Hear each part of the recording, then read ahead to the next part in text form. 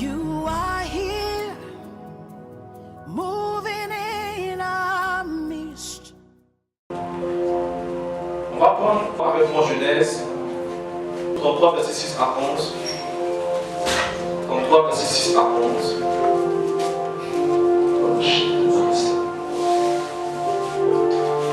Laisse-moi pour t'asseoir, s'il vous plaît, que Dieu bénisse.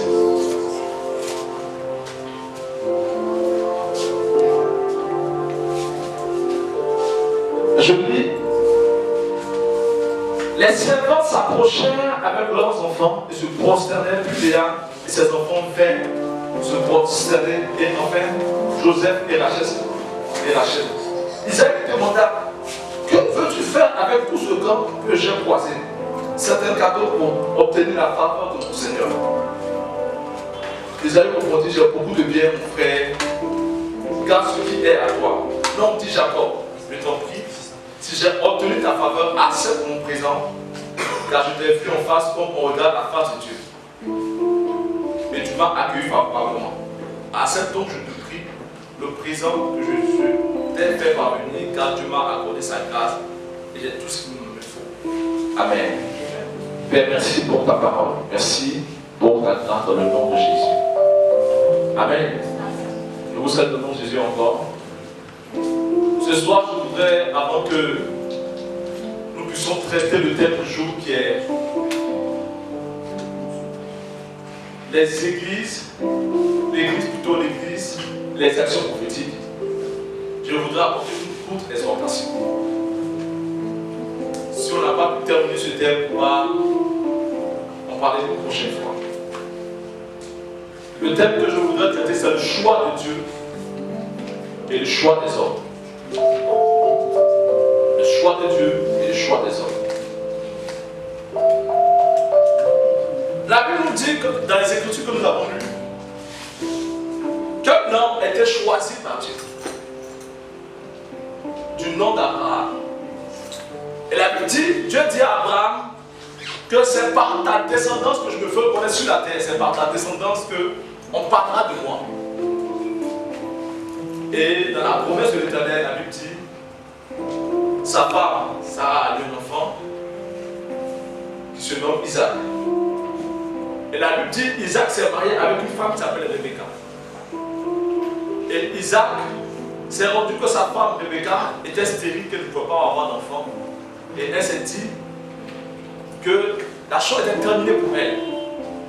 Mais Abraham a dû donner un secret à son fils. Il dit, pour que tu puisses naître, j'ai dû invoquer Dieu.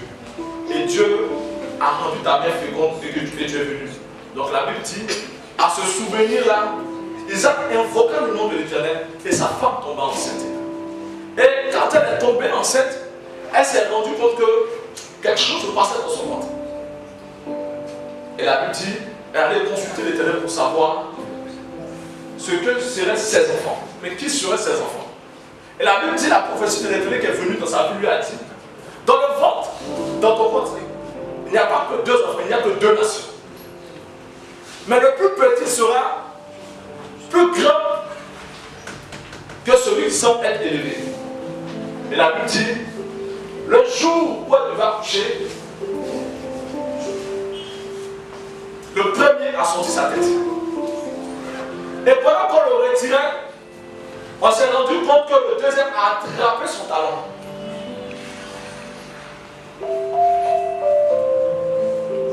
Et on a nommé le premier Isaïe et le second Jacob. Pourquoi Jacob? Jacob qui signifie le voleur, le usurpateur, le menteur. Mais ça, son intérêt dans cette partie-là.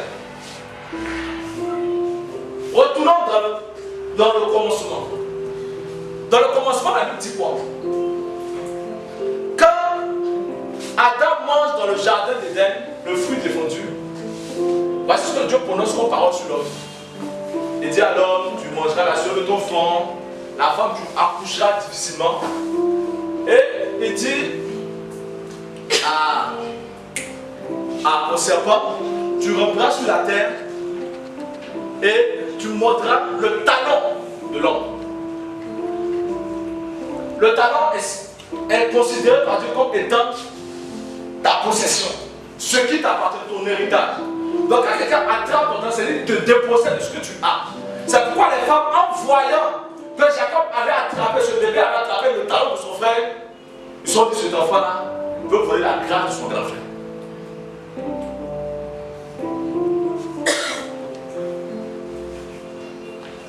Et la Bible dit, les deux enfants sont nés. La mère, à cause de la promesse de l'Éternel sur la vie de Jacob, elle aimait plus Jacob que Isaïe. Et Isaac aimait plus Isaïe que Jacob, parce qu'Isaïe faisait ce que lui aimait.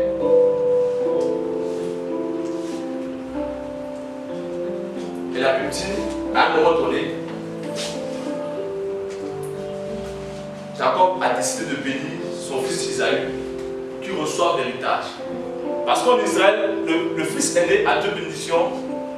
La bénédiction en tant que fils aîné et la bénédiction en tant que fils. Et Isaac lui a dit, va chasser, envoie-moi manger, que je mange et que mon âme te bénisse. On connaît toute cette histoire. Hein? Mais c'est quoi? Mais c'est qui le choix de Dieu? C'est qui le choix de Dieu? Les hommes de manière générale choisissent un homme avec qui marcher en fonction de principes ou de critères qui leur est propre. On décide de donner un poste à telle ou telle personne en fonction de la qualité ou bien de l'attitude de cette personne. Les décisions de la Bible dit, Samuel rentre chez Isaïe, le père de David, et il voit les frères de David et il estime par rapport à leur caractère, par rapport à leur manière d'être, il mérite d'être roi. Ça, c'est le choix des hommes. Ça, c'est le choix des hommes. Donc, les hommes ont des critères qui ne sont pas forcément les critères qui viennent de Dieu. Le choix des hommes, c'est encore quoi? C'est encore quand Abraham est arrêté avec son neveu Lot et lui dit, choisis l'endroit dans lequel tu voudrais aller. Si tu décides d'aller à gauche, moi j'irai à droite. Si tu décides d'aller à droite, moi j'irai à gauche. Mais la Bible dit, quand l'homme se met à regarder, il observe de loin, il se rend compte que le coin où il y a un coin où il y a la paix, il y a la verdure, et il y a le coin qui est désertique. Et il décide d'aller dans le coin où il y a la verdure, où ses brebis peuvent manger, où sa famille sera en paix. Mais ce qu'il n'a pas pu voir spirituellement, c'est que l'endroit où il allait, il y a Sodome et Gomorrhe là-bas. Donc l'homme choisit tout ce qui lui plaît, tout ce qui peut l'arranger, tout ce qui peut l'édifier. Donc Isaac choisit son fils Isaïe parce qu'il estime qu'il a l'attitude qu'il faut pour être chef. Il a la carrière qu'il faut pour mériter de le remplacer comme héritier. Ça, c'est le choix des hommes. Mais sa mère a donné le choix de celui que Dieu avait choisi. Pourquoi? Parce qu'elle estime pour elle que quand Dieu choisit quelqu'un, même s'il n'est rien aujourd'hui, attache-toi davantage à lui. Pourquoi? Parce qu'un jour, celui qui a fait la promesse réalisera sa promesse et honorera sa promesse. Et ce jour-là viendra certainement. Parce que celui qui fait cette promesse n'est pas un homme comme Dieu, fils de l'homme se repentit. Ce qu'il dit, il le fait. Ce qu'il dit, il le réalise.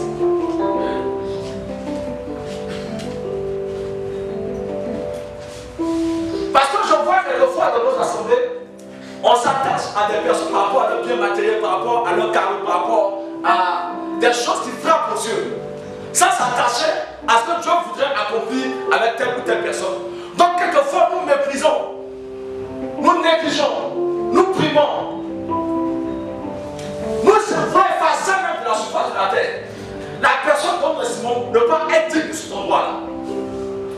Alors qu'on a n'a pas consulté le Seigneur pour savoir qu'est-ce que Dieu ferait de cet individu-là. Parce que si nous consultons Dieu, notre attitude changerait.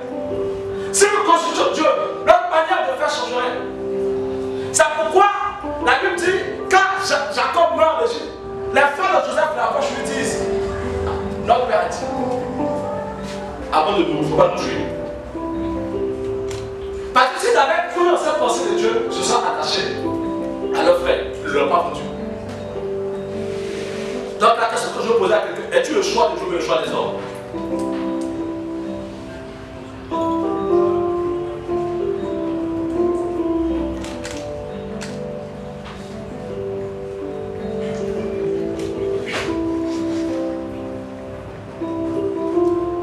Mais comment Dieu choisit cette personne? Comment Dieu choisit? Pour que Dieu puisse bénir la vie de quelqu'un, Dieu lui se rend aveugle. Dieu prend ses mains puis crève ses yeux pour bénir quelqu'un. Parce que si Dieu veut regarder comme nous les hommes on regarde, Dieu ne bénira pas quelqu'un. Si le père de Jacob voyait clair, n'allait pas bénir Jacob. Quand on voyait clair, n'allait pas bénir la famille pour laisser Manassé. Donc pour que Dieu puisse bénir quelqu'un, Dieu lui-même crève ses yeux. Parce qu'il était aveugle, il ne regarde ni à ta taille, ni à ta manière d'être, ni en lieu d'où tu viens. Il te bénit parce que c'est une grâce qui t'accorde. Donc le choix de Dieu, les critères sur lesquels Dieu se base pour pouvoir agir dans la vie de quelqu'un, c'est un critère de grâce, un autre critère de mérite.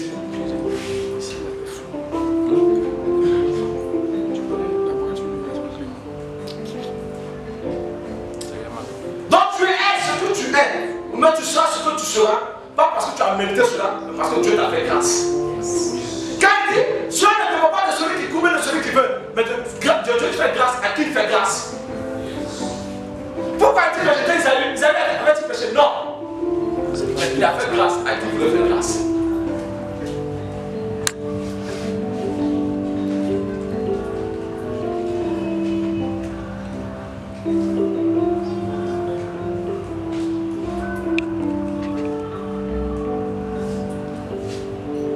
La Bible parle d'un homme appelé le sacrificateur dans les Écritures. Selon la démarche, celui qui doit le remplacer doit un de ses fils. Mais la Bible dit à cette époque-là, Dieu le rend aveugle. Afin que le boy de la maison puisse le remplacer. Donc Dieu pour te bénir, toi, mon frère, toi, ma soeur, Dieu se rendra forcément aveugle. Afin de ne pas voir les défauts que les hommes voient. Afin de ne pas voir la manière dont les hommes te voient. Afin de ne pas considérer le regard des hommes. Dieu te bénira en fonction de ce qu'il veut faire ou accomplir avec toi. Mais quand tu recevras sa grâce, bénis-le davantage. Car ce n'est pas un mérite qui t'envoie sur ton droit, mais sa grâce te manifestera dans ton droit. Parce que toute personne qui peut dire avec certitude, comment est-ce qu'elle a fait pour atteindre un certain niveau, c'est que ce n'est pas un miracle qui vient de Dieu. Parce que le miracle de Dieu ne s'explique pas. Tu peux en faire des efforts, mais tu sais que pour arriver à cette étape, si Dieu n'avait pas intervenu, un miracle n'est pas possible. Yes. Afin qu'un homme ne puisse pas se glorifier, mais toute la gloire soit rendue à Dieu pour ce miracle qui produit la vie de ses enfants. Donc pour que Dieu puisse te bénir, toi, mon frère, toi, ma soeur, Dieu a dû fermer ses yeux. Parce qu'en temps normal, tu ne méritais pas ce qu'il t'accorde.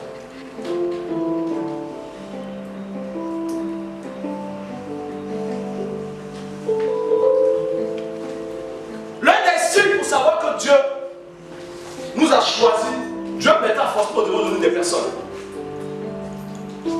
Dieu mettra forcément devant nous des personnes qui nous aideront à voir entrer dans ce que Dieu veut accomplir avec nous, réaliser avec nous.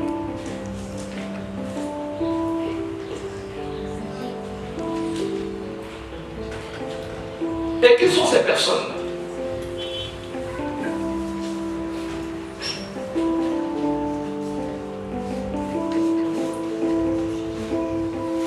Dieu disposera toujours des hommes pour bénir d'autres hommes. Dieu disposera toujours des hommes pour bénir d'autres hommes. Je les appelle personnellement les hommes de Et je les catégorise en deux types, en deux groupes.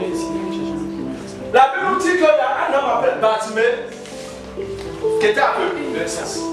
Il ne voyait pas clair.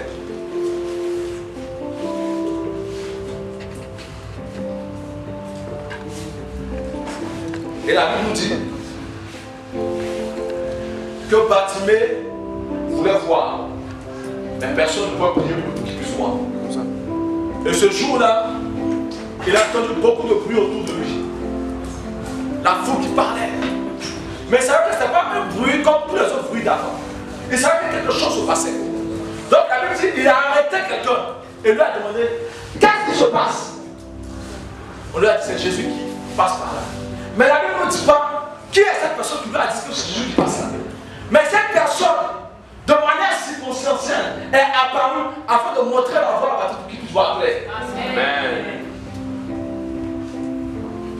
La Bible dit, quand les frères de Joseph allaient perdre le troupeau, ils ont dit à leur père, on va dans tel endroit. Et il dit à Joseph, va rendre visite à tes frères pour voir comment ils sont, comment ils se portent. Est-ce que ça va bien là-bas? Est-ce que le troupeau va bien? Et la Bible dit, pendant qu'il allait, il se retrouve à l'endroit où ses frères sont.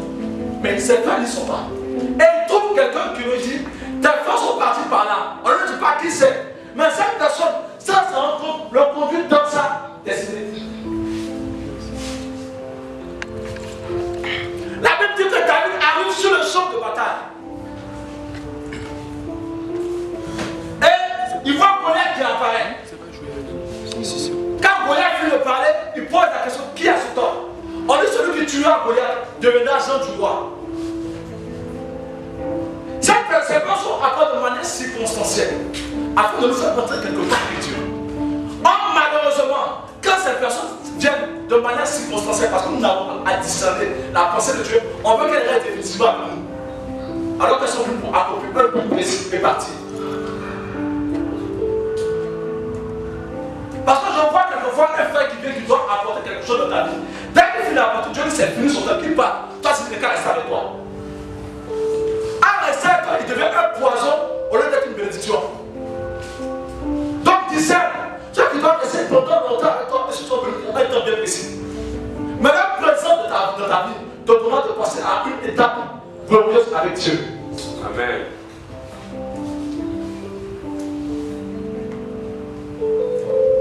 Dans ces hommes de destinée à des personnes qui viennent de manière permanente, telle que la mère de Jacob, dans la vie de Jacob. Parce que Isaac parle à son fils, il dit à son fils, va me tuer une brebis, va me tuer un animal de brousse. Et prépare pour que je mange. Et la Bible dit sa mère était dans le monde et elle a entendu ce que son père disait à son fils. Elle dit à Jacob, va dans notre troupeau là, prends une brebis bien fraîche, amène-la. Je vais préparer et puis ton père va manger. Parce que ce qu'il a dit à ton frère, il dit, ah maman, ce que je dis est dangereux. Ce qui va tuer, c'est bien de brousse. Mais bien qu'on a à la maison ici, c'est bien de domestique.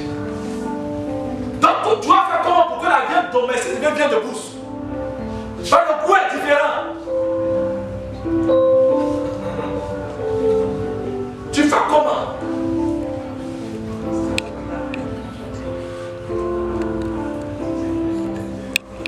Maintenant, mon frère, elle est venue, comment je fais? Elle dit, fais comme ça, fais comme ci. Donc cette personne fait de manière permanente. Viens pour t'aider à rentrer de manière efficace et pleine de ce que Dieu veut faire avec toi. Et une telle personne, on ne se détache pas d'elle. Parce que tu donneras des signaux pour passer à une autre étape de ta vie. Amen.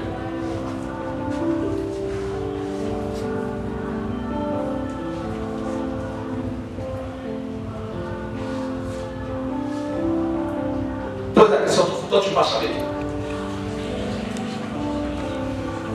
Pose la question, tu marches avec qui?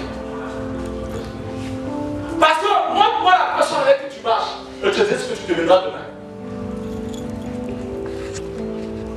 Si tu marches avec des personnes qui ne peuvent pas t'aider à aller loin avec Dieu, c'est pas toi. Parce que quelqu'un d'autre aurait dit à Jacob, il est impossible que tu puisses poser cette bénédiction. Parce que tous les critères pour arriver là, tu ne les remplis pas. Elle a dit qu'il écoute sa mère. Sa mère ne peut pas. Et puis elle dit, pas ton à ton père. Et je suis sûr que quand il a apporté la viande à son père, et puis il dit, je suis sûr, pendant qu'il mangeait, et puis il dit, mais tu es venu, hein? Est-ce que c'est toi, Isaïe? Tu as la voix de Jacob, hein? Mais la viande est tout dans sa bouche. La viande de bouche, là, est tout. Je suis sûr que c'est toi, Isaïe. Mais on croyait une personne par quoi? Par sa voix. Mais la personne qui t'accompagne, la personne qui te suit, qui te soutient, te donnera de quoi éviter tous les peines que le diable dressera au devant de ta face. Donc ne témoigne jamais des personnes qui peuvent t'aider à enlever les noms de ta destinée. Il y a mes fils.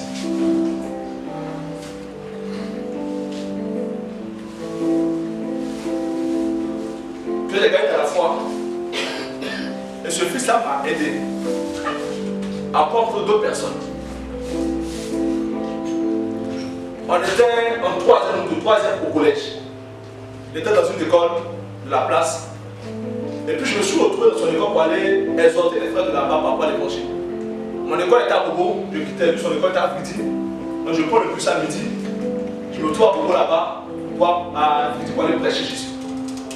Et là-bas, il m'a fait rencontrer quelqu'un, des amis à lui. Et son ami à lui m'a fait rencontrer sa petite soeur à elle. Dans les concours de circonstances, je suis plus attaché à sa petite soeur qu'à son ami. Et dans mon voyage passé, c'est cette soeur qui m'a fait rencontrer un autre homme de Dieu. Pour dire quoi? Il y a des personnes auxquelles il faut s'attacher. Il y a des personnes auxquelles il faut se séparer. Donc demande attention, toi tu marches avec qui? Parle avec sérieux, toi tu marches avec qui?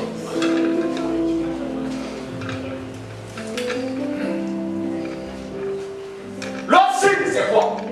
Qui prie pour toi? Qui invoque Dieu sur ta vie? Qui parle à Dieu en ta faveur?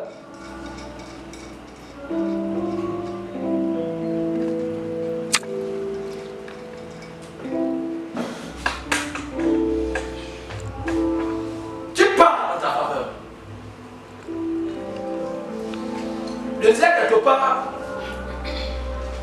que dans nos pays francophones, malheureusement, on a du respect pour un père ou bien pour un mentor tant qu'il a de l'argent, tant qu'on le voit à la télévision. Mais le jour qu'il passe par les temps difficiles, il n'est plus notre père. On se sépare de lui, on ne marche plus avec lui, on ne le côtoie plus. Mais on oublie une chose.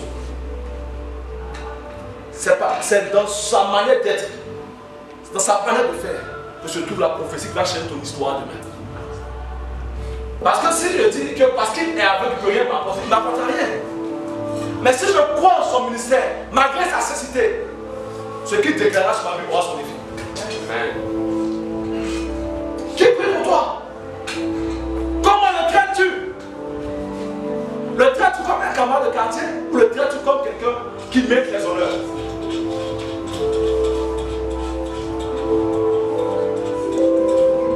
Amen. Qui prie pour toi?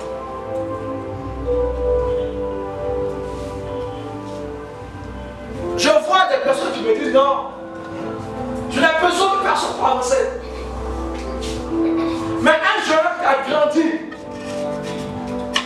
je parle encore, un jeune qui a grandi dans une famille, un jeune qui n'a pas grandi dans une famille,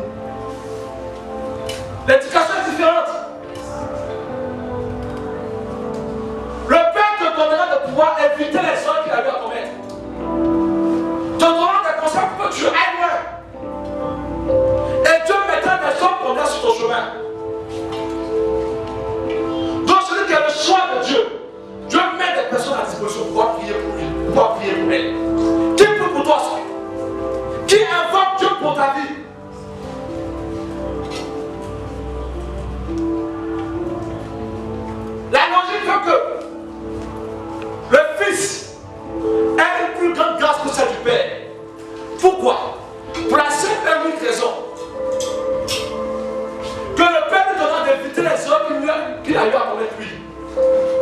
Et lui aussi, avec la grâce de Dieu qu'il a, il ira plus loin que le Père. Donc, pose la question à quelqu'un qui prie pour toi. Qui prie pour toi?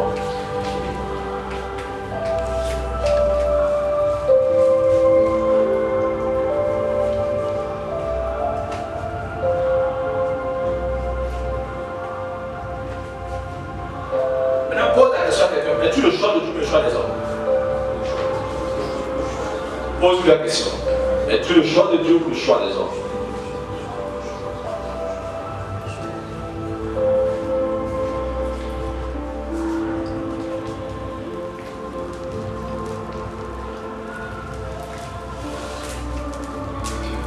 Tu as posé la question?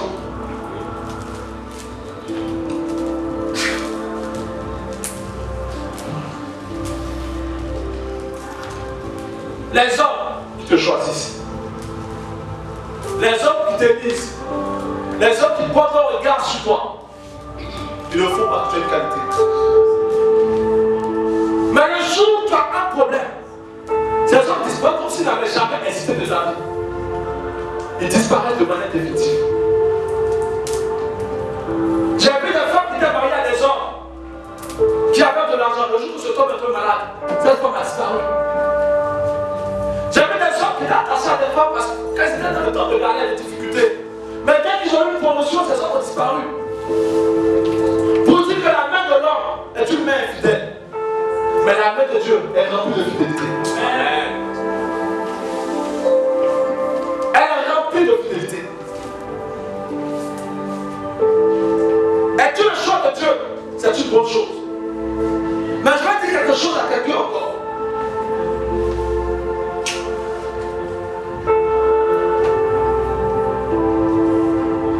Je vais dire quelque chose à quelqu'un.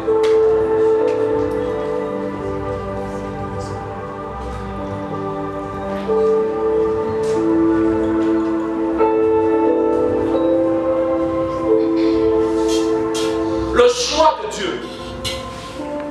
Le choix de Dieu. Le choix de Dieu. Et c'est une grâce. Mais pourquoi tu parviens à ce que Dieu a dit sur ta vie? Tu as un temps de circonstances difficiles par lesquelles tu passes un certain temps. Et tu as quelquefois l'impression.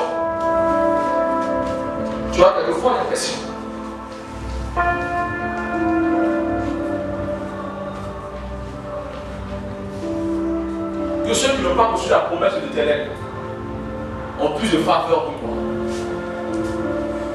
Je peux parler. La Bible dit, quand Jacob rencontre son frère, il appelle maître, il se procède au devant de lui. Et la Bible dit, son frère est venu avec beaucoup d'hommes, mais Jacob marchait avec peu. Donc quand on regarde entre le choix de Dieu et le choix des hommes, on se rend compte que de manière visible, le choix des hommes est plus petit que le choix de Dieu. Mais c'est une erreur. Je dis, c'est une erreur de penser ça. De croire que Dieu peut se dédier, de croire que Dieu peut oublier sa promesse, de croire que ce que Dieu a décidé de faire de ta vie, de ma vie, il peut se dédier de ça. Quand il parle, c'est un décret. Quand il parle, il réalise ce qu'il dit. Donc quelqu'un pourrait dire, en voyant Jacob, le père a prié pour toi, pourquoi?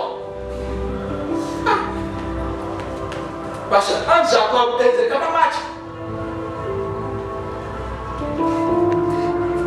Mais attendons un peu.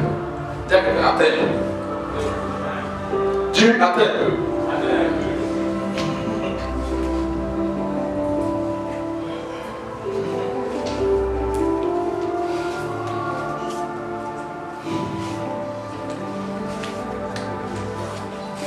Je vais vous poser une question. Montez-moi sur cette terre la famille d'Isaïe. Alors on parle. Où la famille d'Isaïe? Où sont-ils situés?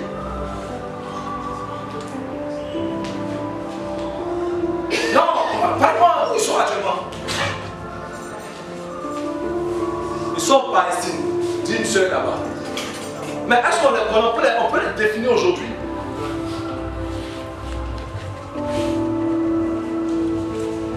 Ça fait combien d'années, combien de siècles, combien de millénaires on parle de la nation israélite?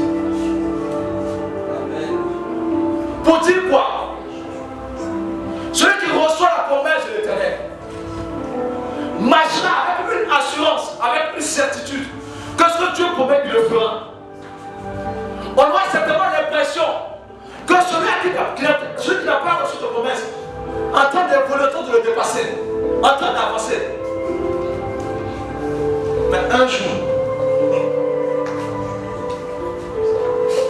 je dis, un seul jour,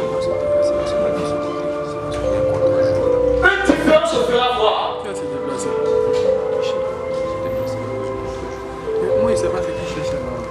Parce que celui qui te bénit matériellement, ça peut disparaître, ça peut pourrir. On peut le entendre parler. Mais quand Dieu parle, c'est pour l'éternité. Amen. Pour dire quoi? Si je suis le choix de Dieu, si tu as le choix de Dieu, demeure attaché à la promesse de Dieu à ta vie et ne regarde les hommes. Que les hommes t'aient donné quelque chose ou pas, ce n'est pas le plus important. Ce qui importe, qu'est-ce que Dieu dit de ma vie? Est-ce que je suis son choix? Si je le suis, j'attends patiemment. Car autant marqué par sa grâce, Dieu me visitera. Amen. Parce que quelquefois, on veut sortir du programme de Dieu à cause du regard des hommes. Regardez Jacob, à qui Dieu a parlé. Mais regardez Isaïe, à qui Dieu n'a pas parlé. Quand on voit l'indifférence,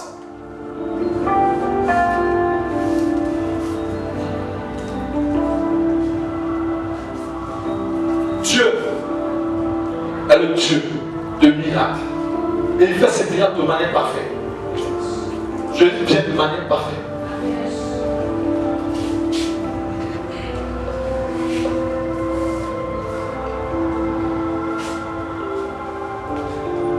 Il ne se trompe pas de personne. C'est de toi qui s'arrête, c'est de toi qui se choix. Si à aller sur ta vie, c'est de toi qui se choix, c'est pas quelqu'un d'autre. Dis avec moi, c'est moi, le choix de Dieu. Dis avec moi, c'est moi le choix de Dieu. C'est moi le choix de Dieu. Actuellement, quand tu vas en train de construire des routes, je ne suis pas ingénieur, donc je ne maîtrise pas comment ça se passe. Mais je suis sûr et certain. Celui à qui on a demandé de tracer un tronçon connaît tous les obstacles qu'il a mis sur ce tronçon-là. Donc, il peut être à des kilomètres de toi et t'indiquer comment on fait pour arriver dans le lieu dans lequel il veut t'envoyer. Quand tu vas arriver à tel endroit, tu trouveras ça, et pas ça. Arriver à tel endroit, tu trouveras ça, et pas ça. Arriver à tel endroit, tu trouveras ça. Parce que c'est lui qui a tracé la route pour toi. Alors que Dieu dit, avant que tu ne sois, lui te connaissais. Il savait dans son programme que tu naîtrais dans tel quartier, dans tel environnement. Il sait que tu passeras par tel ou tel autre chemin. Mais également, il sait qu'un moment viendrait où lui Dieu te fera sortir la tête de l'autre. De telle sorte que tu puisses dire comme David, j'ai vu Dieu prendre quelqu'un de la boue et le faire asseoir à la table avec moi. Même le diable, avec toute son intelligence, ne peut pas faire ça. Mais Dieu fait de tels miracles, de tels prodiges.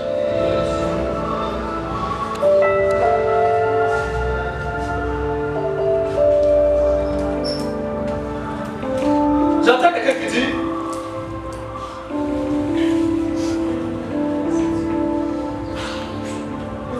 la mort est préférable.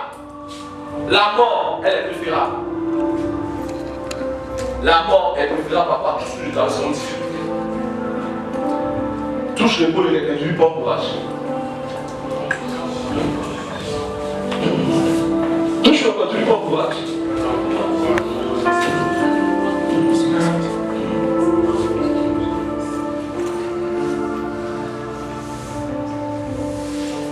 La Bible dit qu'il y a un homme appelé Job.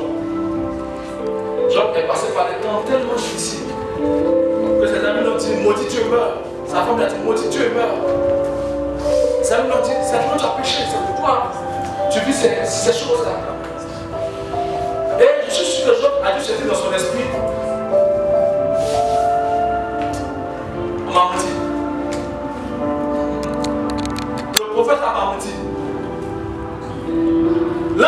se trompait sur mon cas. C'est pas de moi qu'il s'agissait. Parce que comment est-ce qu'il peut s'agir de moi? Et puis je peux vivre de telles situations. À tel point que même quand je crie, ma voix ne sort plus. Et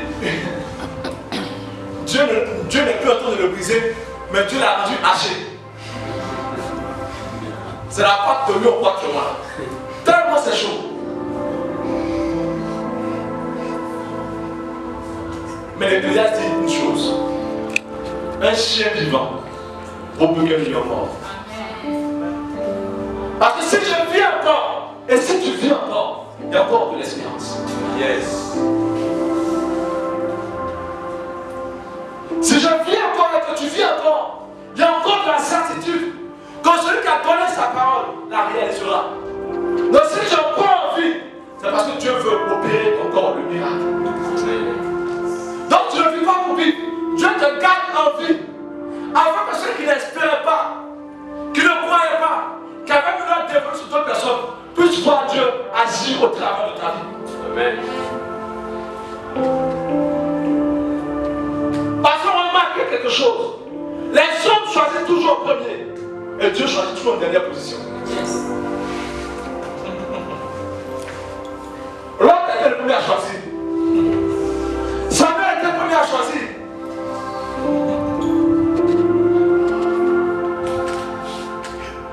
Donc laisse le regard des hommes en paix. Regardons tous le Seigneur qui fait tout chose bonne en son temps. Si tu vis, il y a encore de l'espérance. Si tu vis, il y a encore de l'espérance.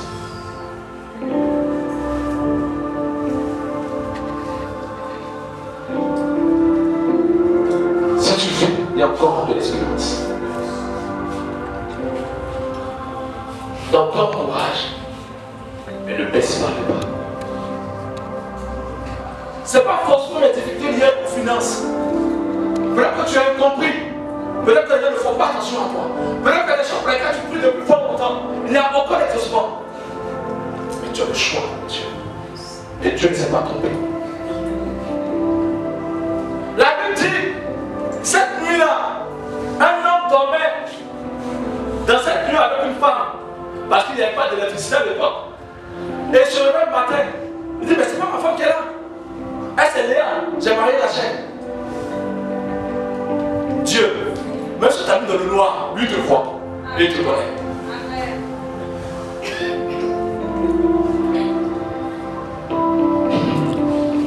Donc si tu vis mon frère, si tu vis ma soeur, il y a encore de l'espérance. Au lieu de t'asseoir pour te remémorer tous ces faits difficiles que tu as traversés, mais pose-toi la question. Si quelqu'un d'autre était à ta place, est-ce qu'il aurait survécu à ça? Mais si tu as pu survivre à ça, c'est que Dieu est prêt avec toi. Comment cette femme peut-elle célébrer Dieu si elle n'a pas vu Dieu intervenir à son endroit? Quelqu'un lui a dit que Dieu est le Dieu des femmes, mais n'est pas le Dieu des hommes. Pourquoi? Parce qu'il dit, je suis le Dieu des veuves et des orphelins. Pas des veuves.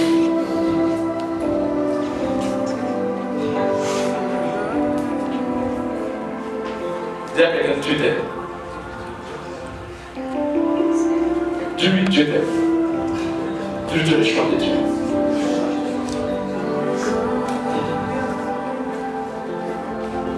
Si je vis encore de l'espérance encore pour ma vie, passés par le même chemin, ils sont morts. Mais si je vis encore, c'est que Dieu me garde en vie, afin qu'au travers de ma vie, des gens puissent célébrer son nom, des gens puissent glorifier son nom, voir sa fidélité.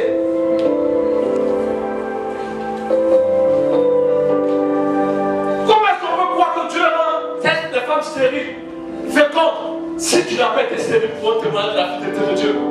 Comment est-ce qu'on peut témoigner de la fidélité de la bonté de Dieu si tu ne joues pas et que Dieu te donne demain du succès? Comment est-ce que cela est possible?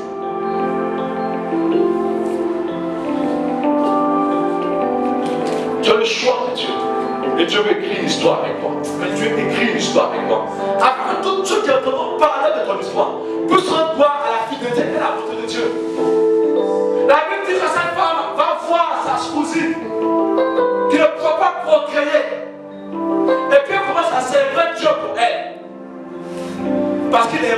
que ces choses puissent se faire.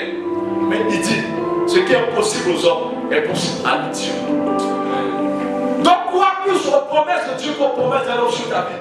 Quoi plus à ce que Dieu dit de ta vie que ce que dit un homme sur ta vie. Quoi plus à ce que Dieu dit de toi que ce qu'un homme dit de toi. Quoi plus à ce que Dieu dit, car il est fidèle dans ses promesses. Amen.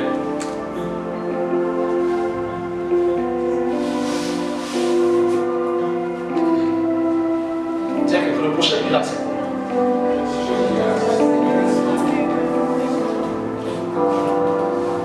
La Bible dit ce jour-là, à une certaine piscine de Bethesda, Bethesda, à cette piscine-là, chacun attendait qu'un homme vienne de mieux l'eau. Pour que tout le monde puisse y plonger. Une personne peut être guérie. Mais la Bible ce jour-là, il y a un homme qui passait qui détenait la guérison.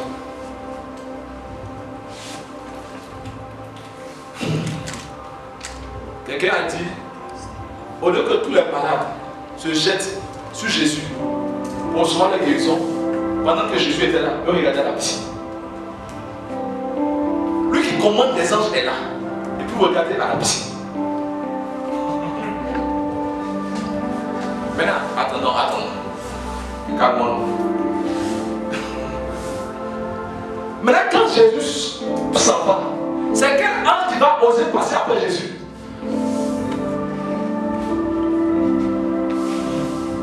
Pour dire quoi? Ne regarde pas aux hommes, regarde à Dieu qui est présent ce jour avec nous, qui peut changer ton histoire et qui va changer ton histoire. Amen. Est-ce qu'on peut prier ensemble ce soir? Amen. Est-ce qu'on peut prier ensemble ce soir? Amen. Tu as tout été quoi avec moi? On va prier ensemble, Seigneur.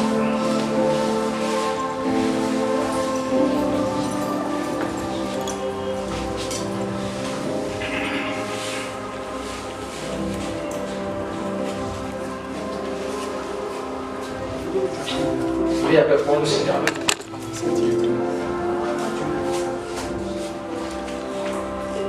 Dis à Dieu qui te donne sa force. Prie avec moi qui te donne sa force. Prie avec moi. Parle à Dieu. Que tu peux faire la même chose dans ma